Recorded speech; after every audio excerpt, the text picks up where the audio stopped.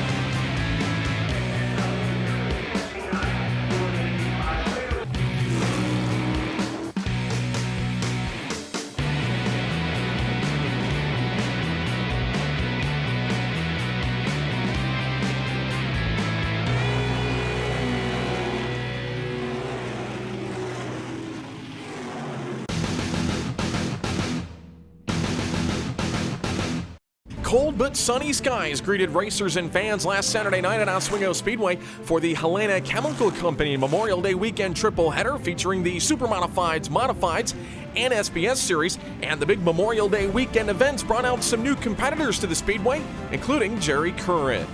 We're just working a few bugs out on it and stuff, but right now the car, it's pivoting good. I think the balance is good on the car, and we'll see what it does in the heat race in the feature, but right now it feels real good. Yeah, I built my own nose and stuff. It's all aluminum. It's got some fiberglass. I'm going to have Ed Shampine build me noses out of fiberglass. We went to a split wing in the front. I changed a fuel cell in the back, and I kind of built a little different tail wing myself. Just trying some stuff, just trying to go do my own homework, A longtime competitor at the Speedway, Curran had hopes of making it out opening day, but was unable to do so, and then ran into issues at a test session last Thursday. We set the timing on it. We went out, we were scuffing tires, and when I started to pick up the throttle, I broke a half shaft in the rear end.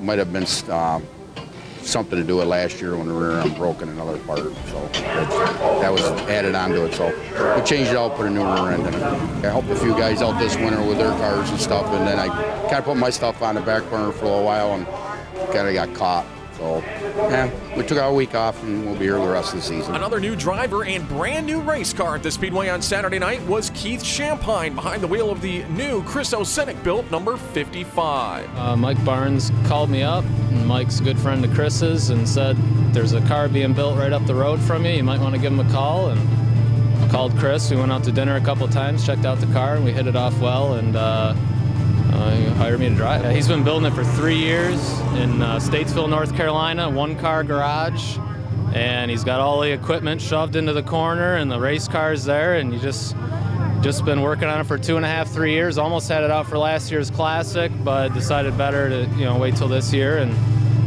we were working on it right up until this morning. His car's still not done, but it's good enough to be on the track and turn some laps with it. While not at the Speedway, Shampine has certainly kept busy with other ventures in open-wheel racing. Just doing a little go-karting here and there. I had a Focus Midget that I ran last year a few times, but I sold that.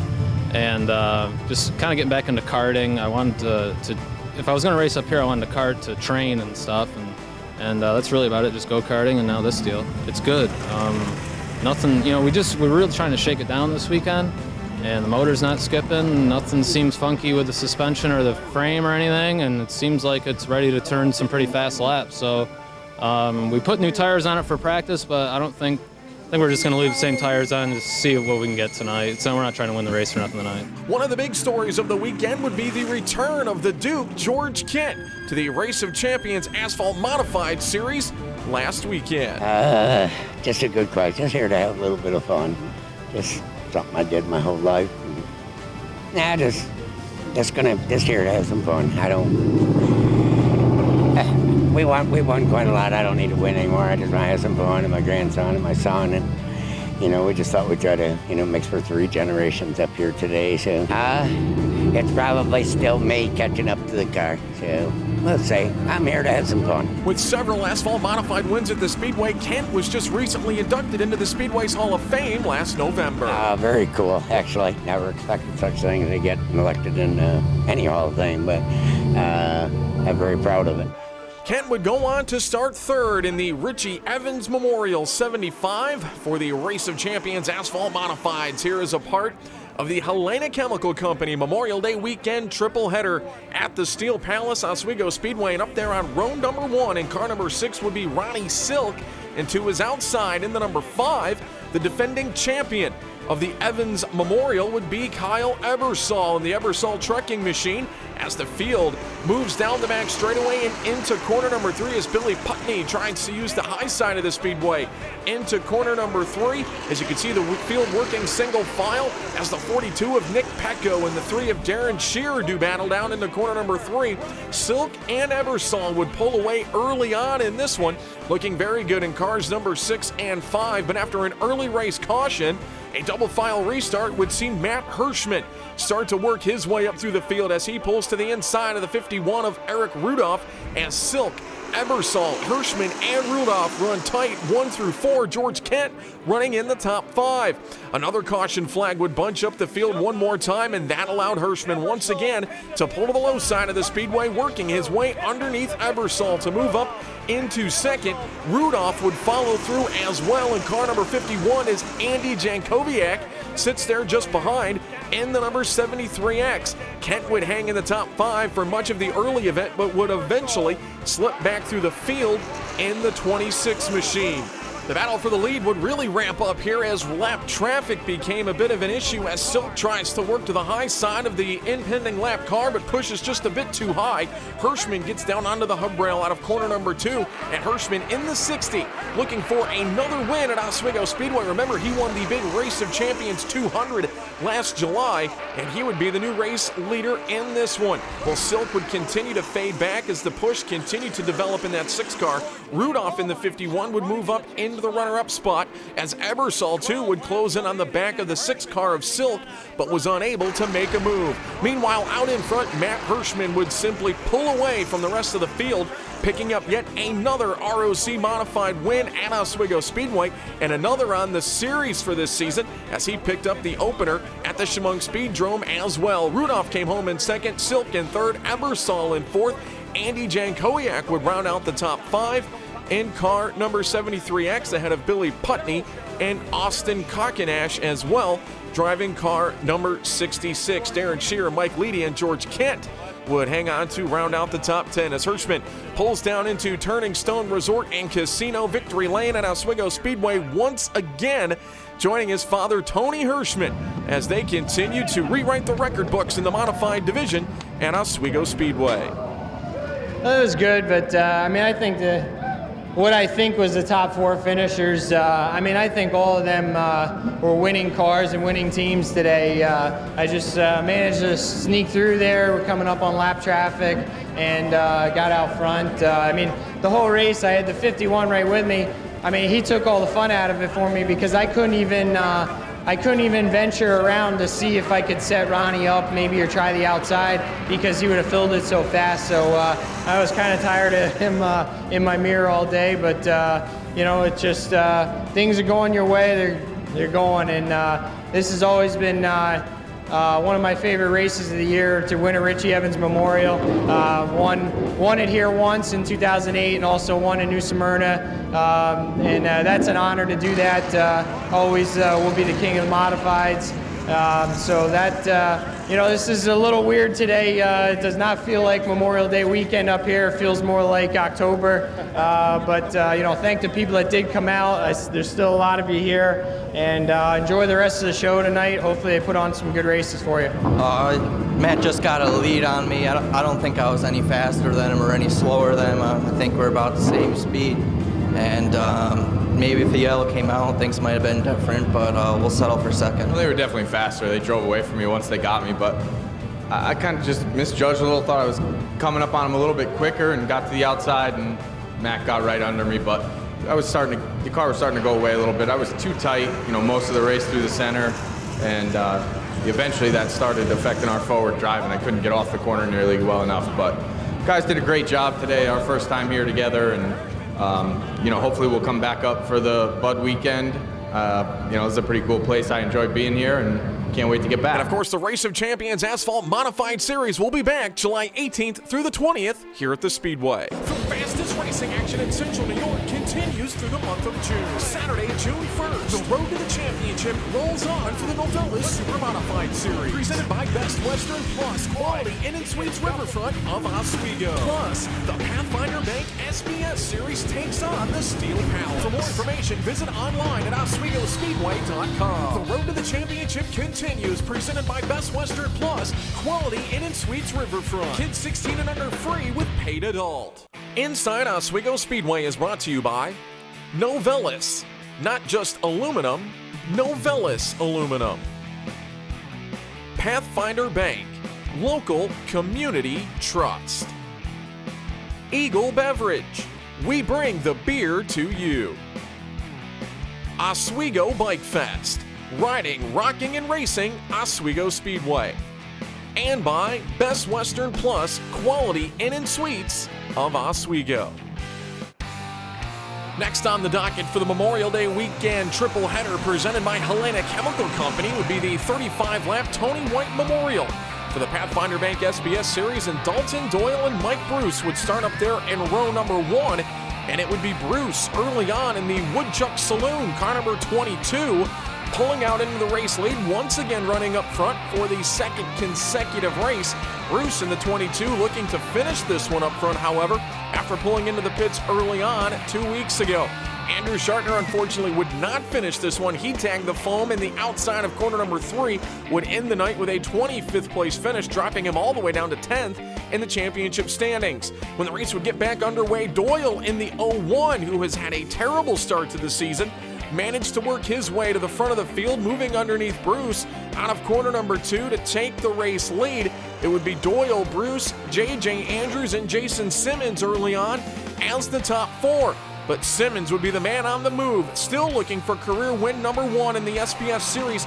He makes it to the inside of his teammate Andrews into corner number 3, and it wouldn't take Simmons long from there to stalk your race leaders Dalton Doyle and Mike Bruce. And not long after moving into that third spot, Bruce would get a little loose out of corner number 2, leaving the inside lane open for Simmons as he would move up into the runner-up spot in the DNS Landscaping car number 98, as Bruce would fall back to position number 3. Further on back in the field, defending champion Craig Harrith and your current championship leaders Russ Brown and Mike Bond would have a great battle going just outside of the top 8 positions as they look to move up through and into the top 5 as Doyle, Simmons, Bruce, and Andrews continued to lead the way as Bond and Brown run side by side into corner number 1. Bond would eventually get the position, but back up front, Jason Simmons in the number 98. He's had quite a few races taken away from him. Didn't want to do it here today as he moves to the inside of the 01 of Doyle to take the race lead. The lane would be left open. Bruce would move through as well to move up into the runner-up spot, slipping Doyle back to position number 3, riding ahead of Andrews and Timmy Guru in the 17. Well, Guru, riding on the hub rail like he's done for the majority of his career, leaves the outside open for Brown heading into corner number 1, and it looked as though Russ would be able to have the spot, but the two drivers make contact.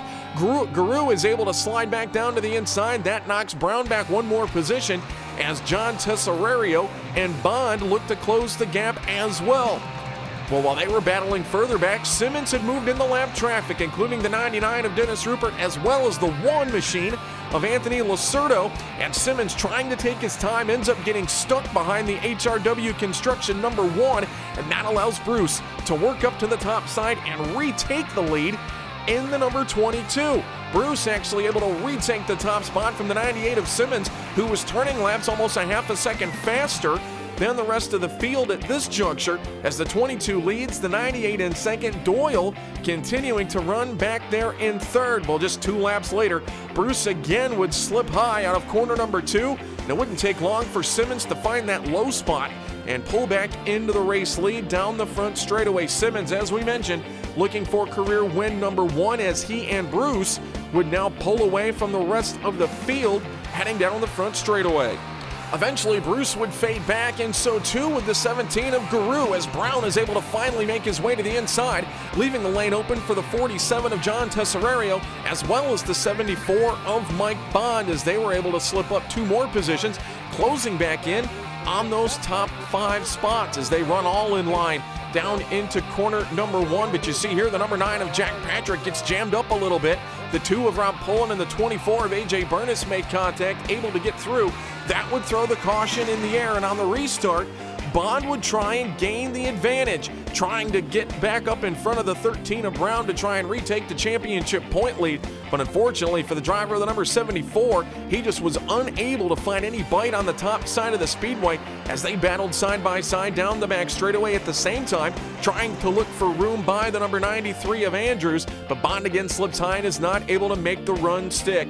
Just a few laps later, caution lights would hit the speedway one more time as you get a slow motion look at the deuce of Rob Pullen tagging the outside wall. His rear bumper would actually come off of that car and make contact with the 67's right rear tire. That is Mark Castilla, and Castilla would get a flat right rear, sending him into the outside steel on the front stretch, ending the day for the driver of the CPS Electric 4.7's Motorsports machine, who actually picked up the win in the SBS class back on May 11th. But with just 2 laps to go, we had a restart, and that would allow Simmons to pull away, but J.J. Andrews was looking to move up to the outside in a podium position, but he and the 01 of Doyle would make contact. That left the inside lane open for Russ Brown in the 13, who was able to battle his way all the way up into position number 4, but up front, it was Jason Simmons crossing the stripe for his first career Pathfinder Bank SBS Series win, coming over Mike Bruce, Dalton Doyle, Russ Brown, and J.J. Andrews in the top 5. Mike Bond and John Tesserario would finish 6th and 7th as Simmons pulls to Turning Stone Resort and Casino Victory Lane. A long time coming, 7 years in the making, and Jason Simmons grabs his first career SBS win at Oswego Speedway. Oh, it feels great, finally. 7 years it's taken, and it's been too long. My guys been busting their butt for years with me. Brian Dana, Mikey O'Connor, and they've never left my side, believed in me, and we finally put it together. The car, we were fast at the first warm-ups, and we struggled in the second practice and the heat, and they hit it on the money. I didn't want to tear up my car in lap traffic. I was trying to be cautious, and I seen them out there, and I was racing them hard, and I knew I was faster, and I was a little discouraged, but I knew I'd get back by him, and we did it, so that's all that mattered. That was a riot. I hope it put on a good race for the fans. It was fun. The class is made for beating and banging and putting on a good race. Nobody wrecked, and it was a heck of a race. It was great to run with Jason. He had a great car. He's worked his butt off to be in victory lane finally, so congratulations, Jason Simmons. To a point, you just go put your foot to the floor and try to go to the front. I think that's everybody's mentality. It's definitely my mentality. The car was a handful for the most part, but it was fun. It was fun racing with Doyle and Jason Simmons and everybody else. Yeah, it feels a lot better. We've had a terrible beginning of the season, and after tonight, the car felt a lot better. Still needs some work, but we started up front, but we stayed up front, so I'm happy with that. He did. We actually got together down the backstretch on the last lap. He came on the outside of me there, and I don't know. We were going for it and made contact, but it's all clean as far as I know. So. Taking a look now at the Pathfinder Bank SBS Contingency Awards from last week, and Jeremy Pitcher for the second consecutive week was your DNS Landscaping Hard Charger with a 10th place finish. For the final time, Jason Simmons will be your Nice Price Auto Sales up-and-comer. Russ Brown came on for the White's Car Care 4th place award, while Simmons was your Sherwood Racing Wheels lap leader. With a 4th place finish, Russ Brown continues to lead the SBS Championship standings. He now has a 6-point edge on Mike Bond. Jason Simmons moves into position number 3. The fastest racing action in Central New York continues through the month of June. Saturday, June 1st, the road to the championship rolls on for the Novelis Supermodified Series. Presented by Best Western Plus, quality Inn & Suites Riverfront of Oswego. Plus, the Pathfinder Bank SBS Series takes on the Steel Palace. For more information, visit online at OswegoSpeedway.com. The road to the championship continues, presented by Best Western Plus, quality Inn & Suites Riverfront. Kids 16 and under free with paid adult. Inside Oswego Speedway is brought to you by Novelis. Not just aluminum, Novelis aluminum. Pathfinder Bank, local community trust. Eagle Beverage, we bring the beer to you. Oswego Bike Fest, riding, rocking, and racing Oswego Speedway. And by Best Western Plus Quality Inn and Suites of Oswego. Well, Saturday night's big nightcap would be the Champine Memorial 75, an event run at Oswego Speedway every year since 1991. And starting up there in row number 1 would be the Kody Graham car number 21 and the 02 of Brandon Bellinger. And Graham, who had issues 2 weeks ago during the Novelis Supermodified kickoff, looked very good all day long, going out to win his heat race and then jumping out into the early race lead in the number 21 machine. But in the first couple of laps, Bellinger would start to slip back as Danny Connors makes his way underneath. At the same time, Dave Gruhl and Otto Sitterly were going at it early on. Gruhl would actually gain the advantage on Sitterly early and then jump right to the outside of the Bellinger number 02 to move up into the top 3. Well, just as that happened, a big accident would happen in corner number 3 involving the 06 of Dave Cliff and the 24 of Jerry Curran. Both of those cars had been running under the 17-second bracket earlier in the day. You get a replay here of exactly how it happened as Cliff would jump the right rear wheel of the Keith Shampine number 85, catching Curran in the mix as both cars would hit the steel in the outside turn 3 wall. Curran and Cliff both with considerable right front damage to those two race cars as both Cliff and Curran would have to be hooked off of the speedway. On the restart, Gruhl in the 50, shaped up to be the car to beat as he would pull to the outside of the 01 of Danny Connors to move up into the runner-up position, now moving in on the back bumper of the Graham number 21. Sitterly, watching Gruhl use the top side of the speedway, would next move to the outside just one lap later, moving around Connors to pull up into position number 3, as once again Gruhl and Sitterly making their way through the field, running second and third. But further on back, Sean Goslin, who was running in a tight battle with Joe Gosick just outside of the top 5. Goslin would have issues with that car coming to a stop on the front straightaway. Goslin, of course, your 2012 most improved driver at Oswego Speedway, would have to be pushed back to the infield pit area. Goslin in the 26 would be done for the night. After that restart, Gruhl again running up there in position number 2, but it was Gosick this time moving to the outside of the Connors number 01. He saw Gruhl do it, he saw Sitterly do it, so he decided to make the same move coming out of corner number 4. Gosick now in the 00, moving up into position number 4. And Sitterly in the 7, working to the low side of the Gruhl number 50, taking his time, not quite to the halfway point yet in this one. Sitterly would tuck it back in the line, running in position number 3. But as Kody Graham would begin to move into lap traffic, Sitterly this time makes the move to the inside, and he makes it stick in the 7 machine. Sitterly now up into position number 2. And it wouldn't take long for the Sitterly number 7 to next move up onto the outside of the Graham number 21 as he tried to make that move stick. Had to pull it back into line, moving into position number 2, running behind Devendorf and Gruhl in lap traffic, but Graham would slip high coming out of corner number 2, and Sitterly would dive to the inside going into turn 3 at lap number 45. Sitterly, your brand new race leader, as he moves in there to put a lap on the 37 of Jeff Locke, and Sitterly would quickly build a huge lead in the 7 car, leaving Graham, Gruhl, and Gosick to battle for positions 2, 3, and 4 in this one, as Sitterly running out front looking for his 5th overall Champine Memorial title.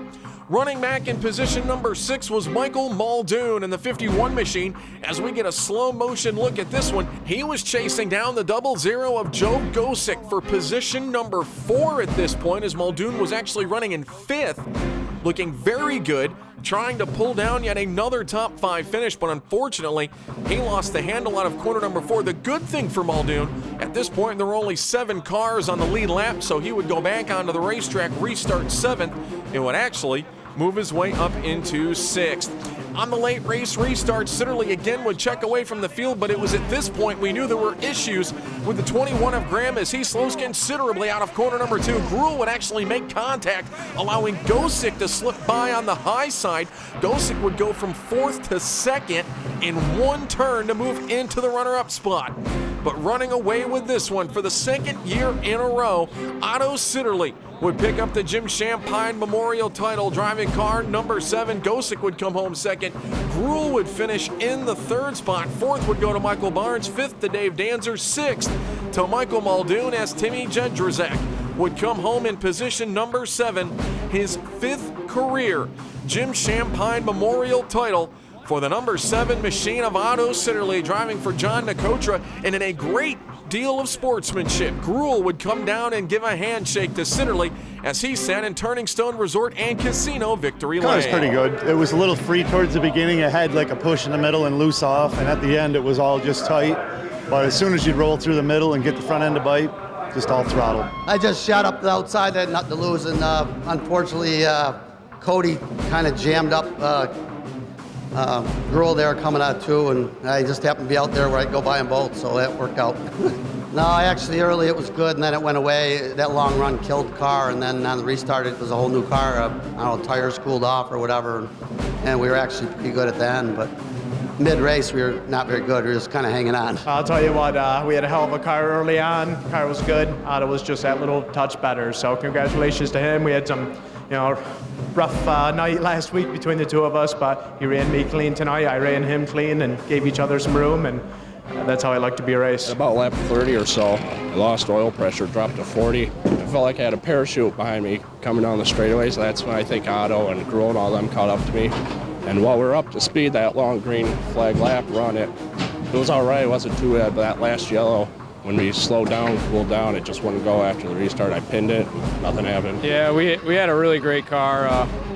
I lost it coming out of 4 with a few laps to go, but I was running down the leaders, and we had a fast car. I think we could have had a podium finish, but that's all on me. I screwed up, and I got a little too low coming out of 4 and lost it. So, well, we know we got a good car, and we'll come back next week and hopefully get us another top 5. Looking now at the official championship standings, and Michael Barnes is your brand new point leader by 4 markers over 00 Joe Gosick. Otto Sitterly now rides in 3rd, just 9 markers behind. The fastest racing action in Central New York continues through the month of June. Saturday, June 1st, the road to the championship rolls on for the Novelis Supermodified Series, presented by Best Western Plus, Quality Inn and Suites Riverfront of Oswego. Plus, the Pathfinder Bank SBS Series takes on the Steel Palace. For more information, visit online at OswegoSpeedway.com. The road to the championship continues, presented by Best Western Plus, Quality Inn and Suites Riverfront. Kids 16 and under free with paid adult.